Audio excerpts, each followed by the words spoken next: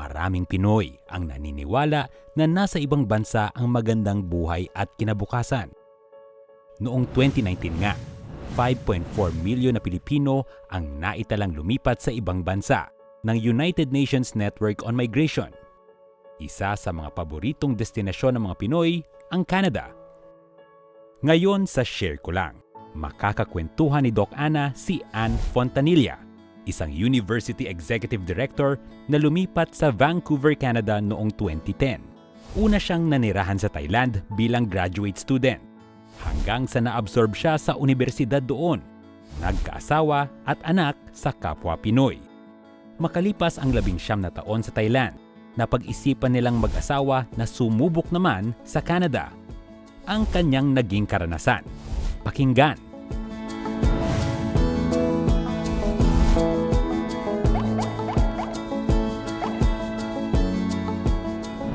Hello mga kapuso! Ako si Dr. Ana Tuazon, ang inyong kakwentuhan na psychologist sa Share Ko Lang. Tinanong namin kayo kung pangarap niyo bang manirahan sa ibang bansa.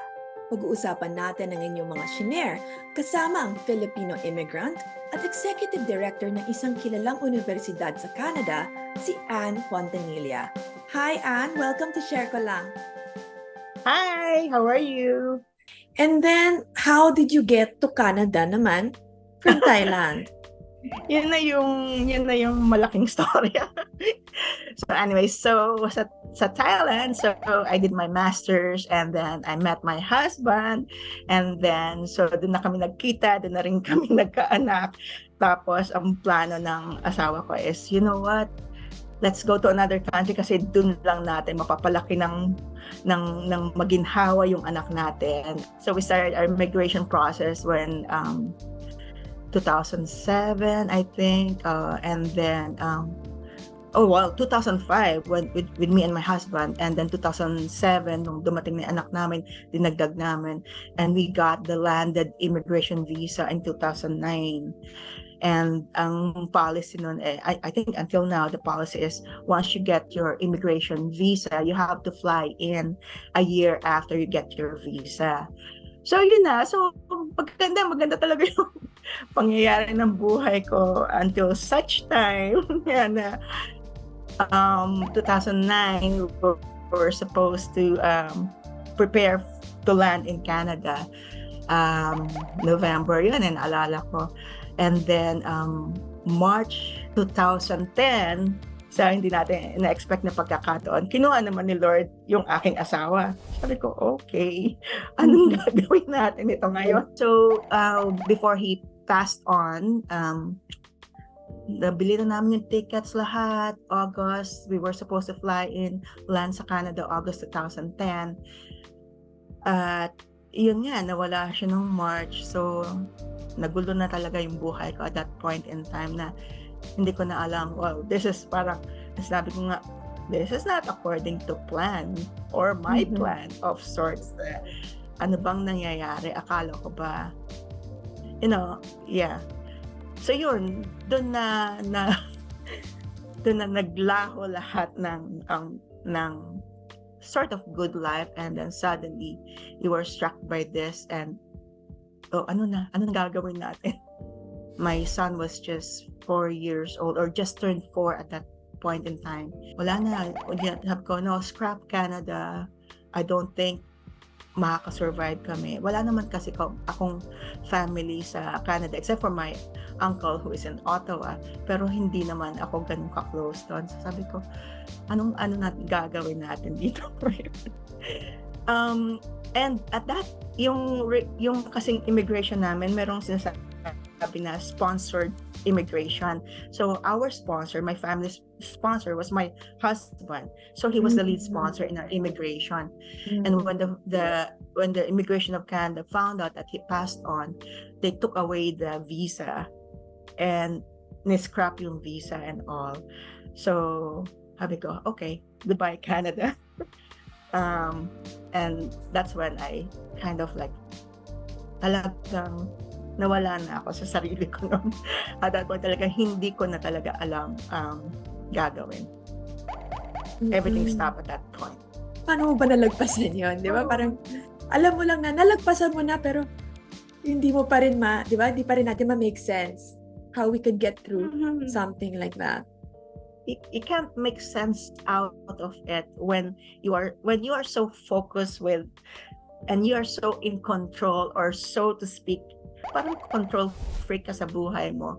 Suddenly, tatanggalin lahat ng pinlano mo, tatanggalin lahat, yung mahal mo sa buhay, tatanggalin. So, parang naglaho talaga lahat. I remembered after his passing, I was just staring and crying almost a month, or almost a year, almost 2 years. Talagang yung lahat ng symptoms ng depression nandun na wala, hindi ka makaisip and all. But then, what happened was, kailangan ko magtrabaho.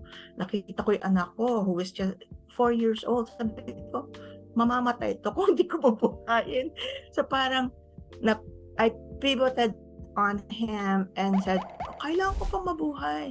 May papalakihin pa akong anak. So at that point, 40 days after niya namatay, I wrote a letter to the Immigration of Canada, and I told them my story. Sabi ko, we looked forward to moving to Canada to give a good life to my son, to our son, and here we are, nawala siya. What will I do? It's an email.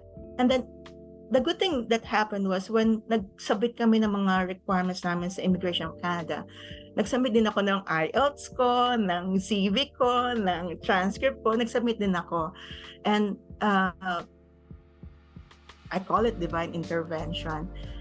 2 hours after I sent the email, the Immigration of Canada wrote back to me and said, send us back your passport. We will reissue you and your son a new visa to land in Canada. Sabi ko, ha? Talaga? Totoo ba to? So sabi ko, ordinarily, ang immigration, sa pagkakaalam ko you will have to hire a lawyer because kinancel yung visa nyo Kinancel visa nyo, you start from scratch, or you will start the process from zero. You'll start it from scratch again. But then, ang nangyari sa amin, due to humanitarian, compassionate reasons, binigyan kami ulit ng visa. So we flew in, but then, alam mo yun, yung habi mo, oh, Canada, all roses, lahat ng dreams mo nandiyan na. When we landed, it was almost fall, napakalamig, ang lamig-lamig. Sa Vancouver kasi ulan ng ulan, napakadilim. So 4 o'clock, 3:30 to 4 o'clock ng hapon, madilim na. So yung dilim, yung lamig, yung nasa basement kami ng isang bahay, nagre-rent. We were alone. We have some friends, but then we don't have family support. I didn't know how to drive.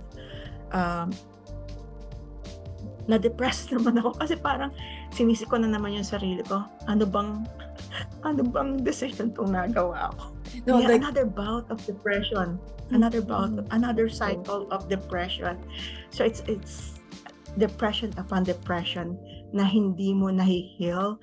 Grief, depression na akala mo moving away, migrating will heal you, pero hindi kasi the new environment, the new challenges, the new journey is giving you heartaches and headaches and stresses na hindi mo maintindihan. Sabi ko nga, your journey, to Canada was a very personal one. No, I think more personal than yung others kasi parang, nakahanap ng trabaho or gusto lang talagang, makahanap ng better life.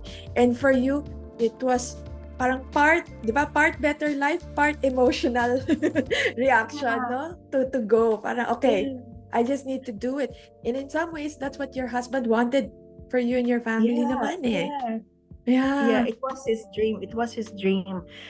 Pero parang kung iisipin mo, it was really a stupid decision because come to think of it na 3 months kami sa Canada, tas nakuha namin yung permanent residency namin after 3 months. Pero sabi ko, wala na, uwi na lang kami ng Thailand ulit.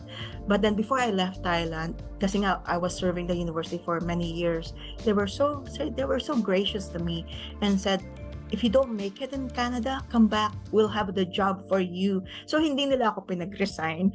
Hindi ko nawala yung trabaho ko. So, 3 months after staying and landing in Canada, we went back to Thailand. Mahirap ang buhay sa Canada. Hindi namin kakayanin na on our own. And then we stayed in Thailand for another 8 months. Pero yung, alam mo yung pool ng memories and yung community na I felt like everybody was just looking at us and they don't know how to react to us. Hindi talaga kami mag-move on, if that's the word. Kung tama man yung word na yun, hindi talaga kami makaka-move on kung talagang nandun pa rin kami sa Thailand. So, 8 months after coming back to Thailand, bumalik na naman kami ng Canada.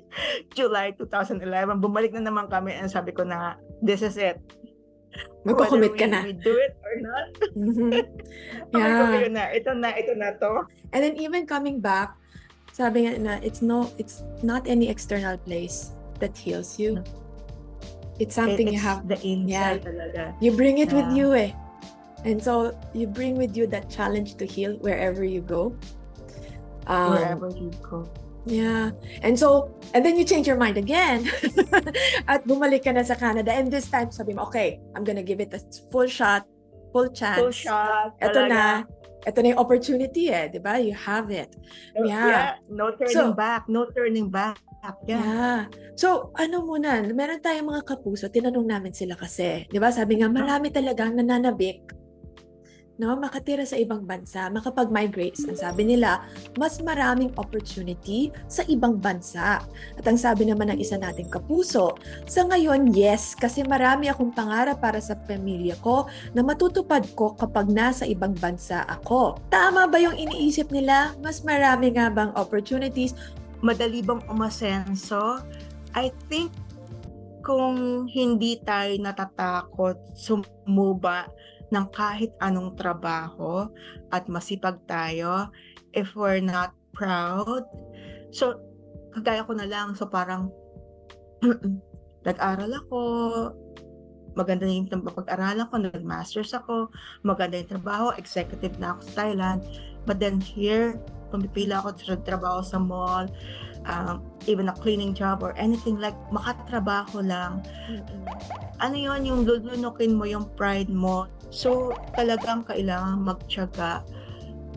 But, ang realization ko rin, dapat we will not put down ourselves so low that they will not realize that we are productive citizens of the new country. So, ang naisip ko noon, teka muna, meron naman akong skills, meron naman akong talents, meron naman akong pinag-aralan, at alam ko, kailangan rin naman ako ng Canada. So, nagpursige din talaga ako na makahanap ng trabaho sa university because I know in the minds and the economy of Canada, I can be a productive producer and economic contributor to the economy of Canada. And in a way po, diba, swerte pa nga kayo that nagawa nyo magtrabaho sa field na talagang pinag-aralan nyo, na naging yun ang expertise nyo. So, actually, yung sasabi nyo nga, no, parang, maybe diba, definitely, pag mag-immigrate, posibleng worth it talaga. And, there's no immigration story na walang challenges, na walang hirap. Now, yung sinabi nyo, hindi ko kailangan i-give up, isuko lahat ng skill set ko. Kailangan medyo ipaglaban ko, i-assert, and then show them and prove to them, no, na talagang you have what it takes, no, na hindi naman tayo, sabi mo nga, ang mga Pinoy, masisipag actually. Baka may mag-disagree, no? Mamaya pag-uusapan natin yung mga taong aalis dahil ayaw na nila sa Pilipinas. Pero actually, ang Pilipino, di ba, the moment lumabas ng bansa, ang sipag-sipag. Sobrang sipag, matyaga. Wag lang tayong arrogant. Wag lang tayong, grounded dapat talaga. Grounded and you know where you are. Realistic tayo sa kakayanan natin. I'm not aspiring for any position that I can't do. But what I can do, I can do. Yun yung wag nating tanggalin yung sa sarili natin. So meron naman tayo mga ibang kapuso nang sabi nila gusto nilang manirahan sa ibang bansa dahil sobrang iba ang sistema sa Pilipinas. Ang sabi ng ating isang kapuso, okay naman ang tumira sa Pilipinas, kaso lang mahirap ang pera. Sa ibang bansa, may healthcare, may monthly allowance, at pa-donation sa mga senior citizen.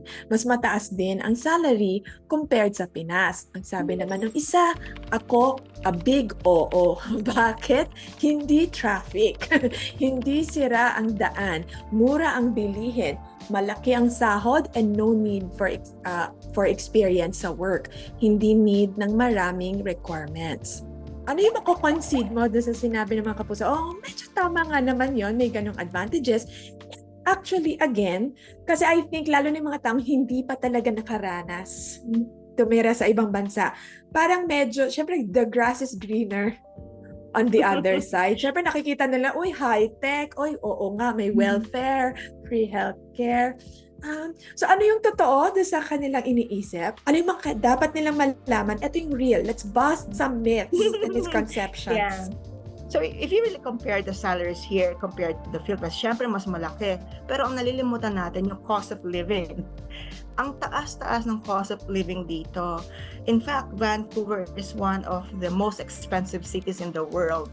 So, sige, mataas ang sweldo mo, pero yung cost of living mo, taas din. Ang taxes mo, ang taas din. You pay taxes up to what? 37, 40% of your income. So, although yun nga lang, pag naisip mo yung taxes na malaki, nakikita mo naman yun sa mga freebies nila, sa mga nararamdaman mo services naman kung saan napupunta. Nararamdaman mo naman. Hindi lang pera ang kailangan mo dito. As a single mom with no family, immediate family here, ang laki ng social support, family support na hindi mo mabibigyan ng presyo. Hindi mo mabibigyan ng presyo yon. Marami dito mga immigrants na talagang they go mental illness or depression or anxiety or talagang super loneliness. Kaya bang bayaran ng pera yon? So dapat pag nandito ka, ready ka to be on your own and to as much as possible to be self-sufficient, yun ang word, to be self-sufficient. I'm not saying that you don't create a community or engage or belong to a community. I belong to a community and I find it very supportive and helpful. Pero lagi mo iisipin, meron din mga buhay yan at mga busy rin ang buhay nila, and they also have 2 to 3 jobs making ends meet. So yun lang na marami mga bagay na hindi natin nakikita na hindi pwedeng bigyan ng equivalent dollar sign. Yeah, so mga kapuso, wag tayong masilaw lang dun sa salary, no, sa amount ng salary na makikita natin. Marami pang factor. Sabi nga ni Miss Anne, 'di ba, parang tama po kayo parang napapansin ko pag nagkakaroon ng adjustment issues, no, challenges as an immigrant, yung isolation Diba? Buti sana kung nakataon in a way, at least Vancouver, marami pong Pinoy, diba? Strong ang Filipino community. And so, kailangan natin isipin, ano talaga yung trade-offs natin. So, kailangan, hindi po to dapat impulsive decision. Yep. Hindi lang pera kasi yun na nga, Vancouver, napakamahal. Isipin nyo yung renta, tapos lalo na kung wala kayong kapag-anak, o mga kaibigan, no, na pwedeng hingan muna ng tulong or paluwag, no, habang kayo ay nag-a-adjust. So, hindi lang po dapat sa salary, kundi yung iba't ibang aspect, at lalo na po yung sabi nga ni Miss Anne, yung mga aspeto ng buhay natin na walang katumbas, no, na pera. Oo. So actually, yung isa pa pong challenges, yung iba naming kapuso naman, medyo hesitant sila or worried about immigrating or medyo ayaw nila. Ang sabi ng isa po nating kapuso, kung mamasyal, yes, pero to live there, definitely not. Iba pa rin sa sarili mong tahanan, contentment versus racism. So nagko-concern sila, no? Kasi pag pumunta ka sa ibang bansa, na hindi naman puro Pinoy, di ba? So magkakaroon ng racism daw. Ang sabi ng isa, parang ayoko kasi madalas mabalita na sinasaktan ang mga Asian sa ibang bansa. Nakakatakot. So I think this is pertaining, unfortunately, no? Yung isang reaction, isang violent reaction during the pandemic, di ba? Nagkaroon ng Asian hate. At least sa US, napakatingkad nun, di ba? Parang medyo nagkakaroon ng discrimination. Kayo po ba, Miss Anne, despite having, di ba, a big Asian and Filipino community in Vancouver, nakaranas na rin po ba kayo ng issues of racism and discrimination? Hindi blatant, hindi obvious. Basically, Canadians are very polite and very respectful people. So, pero mararamdaman nyo rin yon, lalo na kapag, in my case, nag-rise ko sa ladder, sa position, mararamdaman mo rin yun na favored pa rin ang men in the executive positions. Tapos, syempre, favored pa rin ang sort of Caucasians or so-called white, pero hindi mo siya mararamdaman na obvious. So, pero it's so true. It exists, it happens, and I think, again, ano ba yung control spheres mo? So, di ba, ang kaya mo lang i-control yung circle of influence mo is ikaw lang, di ba? So, ang masasabi ko lang doon, control your reaction, control how you face those challenges. Don't let those challenges overcome you or eat you, kasi ang kaya mo lang, hindi mo sila kayang kontrolin, pero kaya mo rin, ang kaya mo is i-control yung mind mo, i-control yung motivation mo, yung drive mo, yung sarili mo. I lived in the States for a few years also. But definitely ako nga, 'di ba, parang 'di ba, fair skinned na nga kasi malaking deal 'yan, 'di ba? Kung dark skin ka, brown skin, ganyan. Relatively fair skin na nga ako. And California pa yon, marami ding Pinoy, marami ding Asians, technically majority, minority sa California. And yet, even there, mga kapuso, I will tell you, no, kahit edukado ka, di ba? Kahit competent ka, skills. Kasi ang racism, hindi naman yun ang tinitingnan eh. Ang tinitingnan lang, iba ka sa akin. At dahil iba ka sa akin, iba ang tarato ko sa'yo. So, unfortunately, yun yung reality when you live elsewhere, lalo na kung meron sila mga negative stereotypes about Filipinos and Asians in general. Makakaranas po rin tayo nun. Swerte na po, no, kung hindi masyadong direct or blatant. Although sometimes, mas nakakaduda po yan, psychologically. Di ba yung tawag po natin, microaggression. Parang, hindi ka nga sure, racism ba yan or legitimate legitimate concern sa akin. And then it makes you doubt yourself. Kaya actually mas insidious pa yun eh. Buti sana kung talagang lantaran because Pinoy ka, ayoko sa'yo. Then at least pwede mo sabihin, ay hindi ko problema to. Problema nila yan. Diba? So meron po talaga. So actually for me, kung tayo ay magmamigrate, dapat mulat ang mata natin. Na ang reality na hindi po lahat mabait. There is no such thing as an equal, 'di ba? Parang wala pa pong bansa na talagang equal, 'di ba? Where racism doesn't exist, where prejudice, discrimination doesn't exist. And sabi niyo nga po, what you can do at the very least is know who you are. Don't let anyone doubt na sabi mo nga yung kakayahan nyo, 'di ba? Na hindi naman porket Pinoy ganitong stereotype, ganyang stereotype. So meron naman tayong mga ibang kapuso, no? Hindi naman sa takot lang sila or anything. Gusto talaga nilang magstay sa Pilipinas. Meron na ba mga ganon? No? Masaya na sila dito. Ang sabi ng ating kapuso, kung ako tatanungin, mas gusto ko pa rin sa sariling lupang sinilangan. Mamimiss mo rin mga pagkain, pasyalan at mga kinasanayan nating mga Pilipino. At sabi naman ng isa, dati oo, pero ayoko na. It's more fun in the Philippines. Bonus pa, kasama mo rito ang mga mahal mo sa buhay. Miss Anne, may I ask, ano yung mga nami-miss mo sa Pilipinas na hinahanap mo pag bumibisita ka? Siyempre yung pamilya. Sa akin, family is everything. So, siyempre, ayun nga, pag malayo ka, unang-una, pag mahirap ang pera mo, mahal kasi.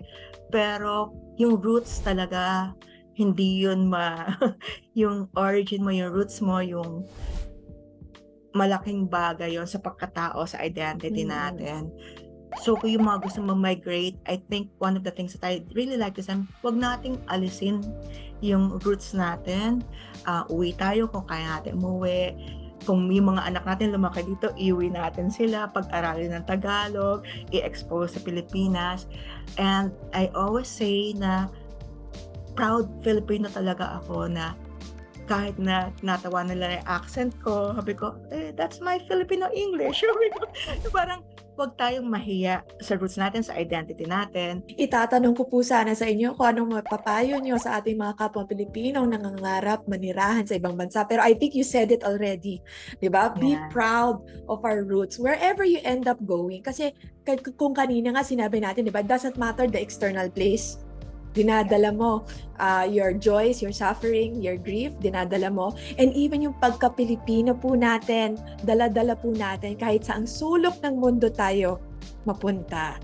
Ayan. Mhm. Nako, thank you, Miss Anne, for sharing your story. And sana po marami pong natutunan ang ating mga kapuso na yung realidad, 'di ba? Parang hindi lang siya yung offer, hindi lang siya yung job offer, hindi lang yung nakikita natin sa TV, no? Masaya din at meron ding mga challenges. Yun ang pong narinig ko sa inyo. Nako, maraming salamat po. Maraming Miss Anne. salamat din. Thank you. I'm so humbled to be part of your show. Kung may gusto kayong pag-usapan, mag-iwan lang ng comment below or email us at sharekolang@gmanews.tv. We're also streaming on Spotify, Apple Podcasts, and Google Podcasts. Thanks for tuning in.